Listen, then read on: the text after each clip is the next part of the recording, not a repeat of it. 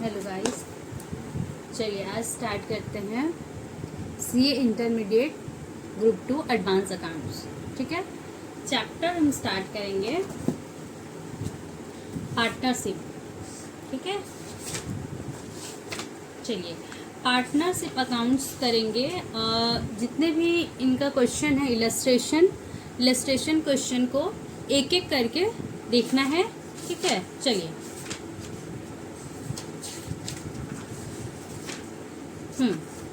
One से start करते हैं। इजी है लेकिन कोई बात नहीं, वन से स्टार्ट करते हैं। X Y and Z are partners of the firm X Y Z and company sharing profit and losses in the ratio of 4:3:2। Following is the balance sheet of the firm as of 31 March 2011। Okay, चलिए देखते हैं और क्या बोल रहा है। ये partnership है, सिलेबस सबको पता ही है, तो मैं डायरेक्ट इलस्ट्रेशन में आ गई।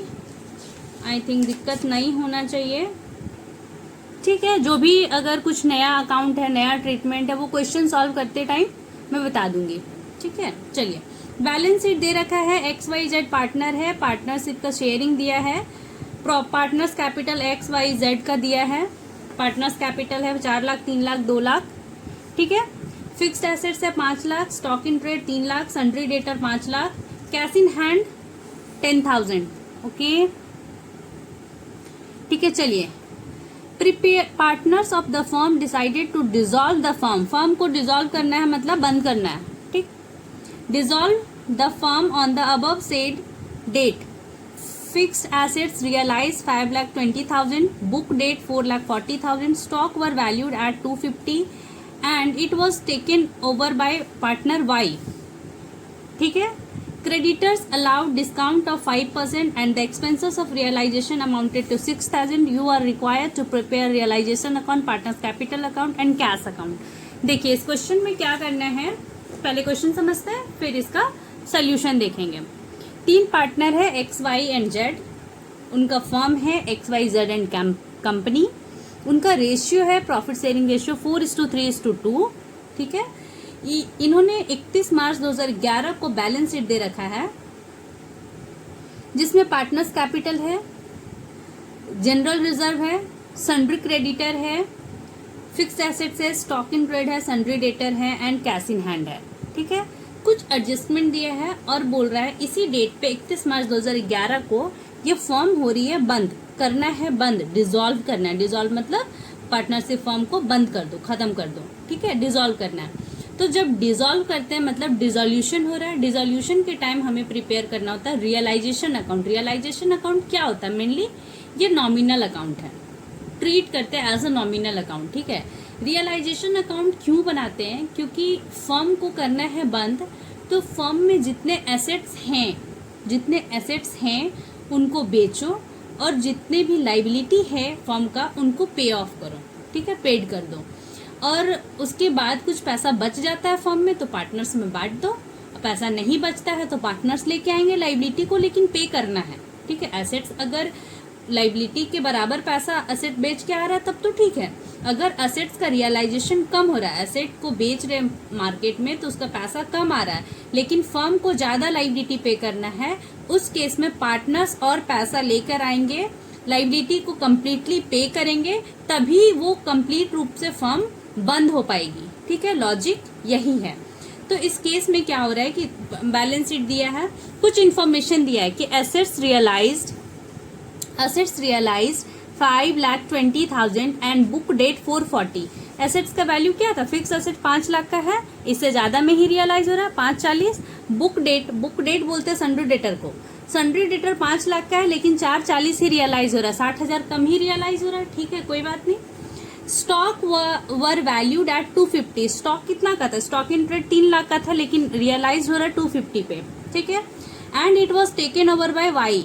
रियलाइज तो हुआ 2,50,000 लेकिन इसको वाई लेकर चला जा रहा है, उस पैसे को, स्टॉक जो बेचेंगे उस पैसे को वाई लेकर चला जा रहा है। ठीक है, चलिए ट्रीटमेंट हम बता देते हैं। क्रेडिटर्स जो है सन्ड्री क्रेडिटर्स है, इसमें सन्ड्री क्रेडिटर्स है 3,20,000। सन्ड्री क्रेडिटर को 5% डिस्काउंट करो, उसके बाद जो अमाउंट बचेगा उतना पे करना है फर्म को। ठीक है, और ये रियलाइजेशन करने के टाइम कुछ एक्सपेंस होता है, रियलाइजेशन एक्सपेंस खर्च आता है, तो वो रियलाइजेशन एक्सपेंस इस केस में 6000 है। अब हमें प्रिपेयर करना है realisation account, partners capital account and cash account. ठीक है, चलिए मैं अपने कॉपी का सोल्यूशन से बताऊंगी। ठीक है, जहां जरूरत लगेगा फ्रेश सोल्यूशन देना है मैं फ्रेश सोल्यूशन दे दूंगी। ठीक है, लॉजिक क्या है, अगर ये बैलेंस शीट दे रखा है तो पहले बैलेंस शीट आइटम को ट्रांसफर करते हैं रियलाइजेशन अकाउंट में। ठीक है, रियलाइजेशन अकाउंट एसेट इस साइड ट्रांसफर होगा, क्योंकि एसेट बैलेंस शीट में डेबिट बैलेंस है, तो एसेट को करना होगा क्रेडिट। खत्म करने के लिए एसेट अकाउंट को क्लोज करने के लिए पहले से डेबिट है, उसको करना होगा उल्टा एंट्री पास करते हैं, रिवर्स एंट्री, तो क्रेडिट। तो रियलाइजेशन अकाउंट का ये साइड डेबिट है, तो इसके अंदर जितने भी एसेट्स या ट्रांजेक्शन्स को एंटर करेंगे वो होगा क्रेडिट। रियलाइजेशन इस साइड क्रेडिट है, तो इधर जो एंट्री हो रहा है वो हो रहा है डेबिट। ठीक है, तो सारे फिक्स्ड एसेट्स को ट्रांसफर करो, जो फिक्स्ड एसेट था, जितने भी एसेट्स है बैलेंस शीट में, स्टॉक इन ट्रेड था, सन्ड्री डेटर था, सबको डालो, कैश को छोड़कर, क्योंकि कैश अकाउंट सेपरेट बनाने बोला है। ठीक है, रियलाइजेशन अकाउंट बनाएंगे, पार्टनर्स कैपिटल अकाउंट बनाएंगे और कैश अकाउंट बनाएंगे। ठीक, चलिए रियलाइजेशन अकाउंट में एसेट्स को इस साइड ट्रांसफर कर दो, हर टाइम यही करना है। रियलाइजेशन अकाउंट में सारे बैलेंस शीट को एसेट को उठाओ और इधर डाल दो, सिर्फ और सिर्फ कैश और बैंक को छोड़कर। कैश और बैंक का अलग अकाउंट बनता है, उसमें कैश और बैंक का अमाउंट डाल दो। डाल दिया, अब देखो करना क्या है, लाइबिलिटी को इस साइड डालो, सारा एसेट साइड यूज हो गया, एसेट साइड को इधर डाल दिए। लाइबिलिटी साइड में शुरू से बैलेंस देखो, कैपिटल दिया है तो पार्टनर्स कैपिटल दिया है, और पार्टनर्स कैपिटल अकाउंट भी बनाना है, तो पार्टनर्स कैपिटल का बैलेंस को पार्टनर्स कैपिटल अकाउंट में डालो। क्रेडिट बैलेंस होता है तो बाय बैलेंस BD यहाँ डाल दो। ठीक है, तीनों पार्टनर्स का 4 लाख, 3 लाख, 2 लाख।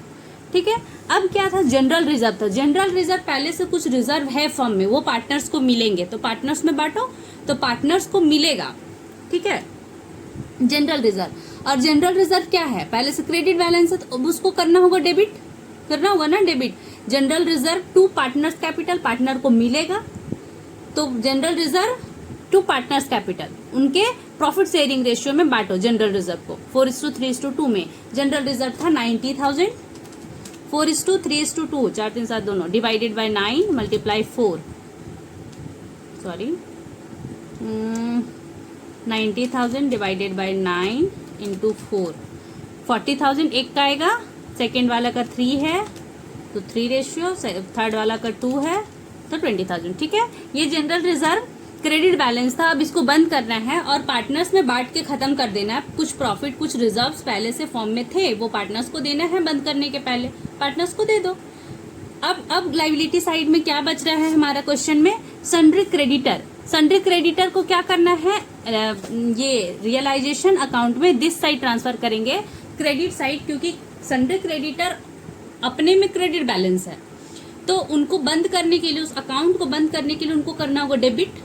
तो इधर जो एंट्री आएगा वो डेबिट है, क्योंकि रियलाइजेशन क्रेडिट है, तो sundry creditor debit to realisation account. इसका अगर जर्नल एंट्री करके देखते हैं कि ये क्यों हुआ लॉजिकली, तो ऐसे हुआ।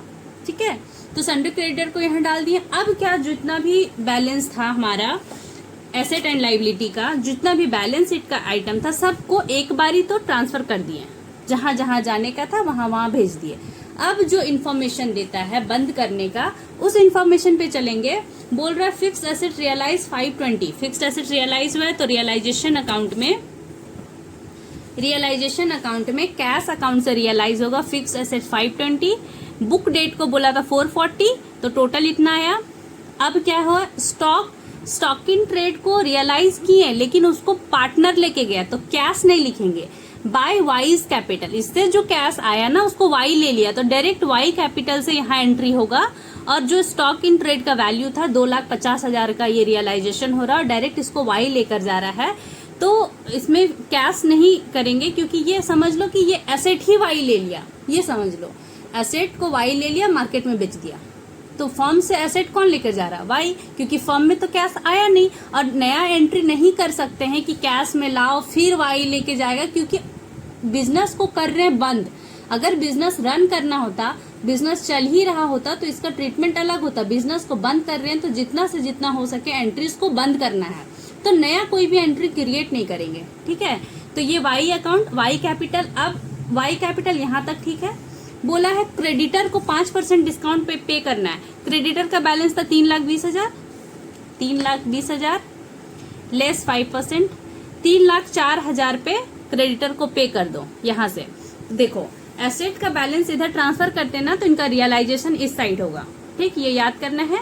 अगर क्रेडिटर का बैलेंस इस साइड डालते हैं तो इनका पेमेंट इस साइड से होगा, ठीक है। Realisation account debit to cash, ठीक है, क्रेडिटर को पे करेंगे।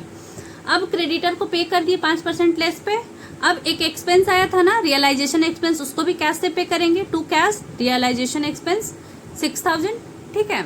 अब क्या करना था कि इनको टोटल करो, दोनों साइड में से कहीं भी टोटल में ज्यादा आ सकता। अगर इधर ज्यादा आएगा मतलब कि रियलाइजेशन प्रॉफिट इस साइड, इधर ज्यादा है इधर कम है तो realisation loss this side. Realisation loss इस केस में आ रहा है, टोटलिंग करके देखना। रियलाइजेशन लॉस आया XYZ को देंगे, उनके प्रॉफिट शेयरिंग रेशियो पे XYZ को दे दिए, लॉस आया। अब क्या करना है, यहाँ ये रियलाइजेशन अकाउंट बन गया। अब इस रियलाइजेशन को इफेक्ट देना है पार्टनर्स कैपिटल में और कैश बुक में, ठीक है, कैश अकाउंट में, सॉरी कैश बुक नहीं, कैश अकाउंट में। तो क्या करना है कि एसेट तो ट्रांसफर करके, ये तो बैलेंस शीट का आइटम था, ये बंद हो गया। अब इधर का ट्रीटमेंट नहीं होगा, एक ही जगह होगा, क्योंकि पहले से डेबिट था क्रेडिट हो गया, पहले से क्रेडिट था डेबिट हो गया। अब यहाँ से ये वाले इफेक्ट को इधर डालना है दोनों जगह, ठीक है। देखिए by cash account fix asset और बुक डेट को बेच के ये पैसा आया, तो कहाँ कैश अकाउंट में आ रहा है ना।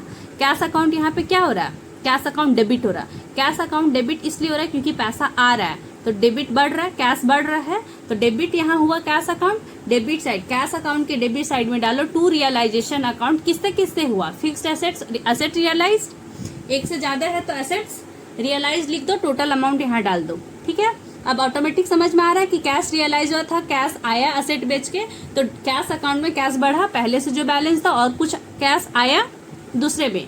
Bye Y's capital stock taken, stock Y ले लिया, बेचा, पहले समझो स्टॉक ले लिया और उसको बेच दिया वो, तो स्टॉक वाई ले लिया, तो Y capital account debit, stock taken, stock ले लिया, ये वाई कैपिटल क्या हो रहा है यहाँ पे डेबिट, वाई कैपिटल के डेबिट साइड में स्टॉक लिया है टू रियलाइजेशन अकाउंट से, क्या लिया वाई स्टॉक लिया, ये ट्रांसफर कर दो, ठीक है। अब पहले तो रियलाइजेशन वाला ट्रांसफर करते, फिर रियलाइजेशन लॉस आया है क्योंकि इस अकाउंट को अच्छे से बना लिए थे तो एंट्री कहीं से भी डाल सकते हैं।